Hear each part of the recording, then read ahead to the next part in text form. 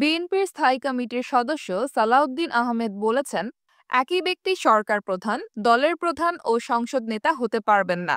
এমন প্রস্তাবে বিএনপি একমত নয়। আমরা বিষয়টি উন্মুক্ত রাখতে প্রস্তাব দিয়েছি। বান্ডেল থাকলে প্রতি সেনমানিতে টাকা বাঁচবে। বিকাশ সেনমানি বান্ডেল কিনে জিতুন প্রতি লেনদেনে। রবিবার বেলা 11টায় জাতীয় ঐকমত্য কমিশনের সঙ্গে বিএনপির বৈঠক শুরু হয়। দুপুর 2টার দিকে মধ্যাহ্নভোজের বিরতিতে বের হয়ে সাংবাদিকদের এসব কথা বলেন তিনি। সালাউদ্দিন আহমেদ বলেন, একই ব্যক্তি সরকার প্রধান ও দলীয় প্রধান হতে পারবে না, এমন চর্চা আমরা দেখি না। যুক্তরাজ্যেও আমরা দেখি পার্টি প্রধানই সরকার প্রধান। এটি গণতান্ত্রিক চর্চা।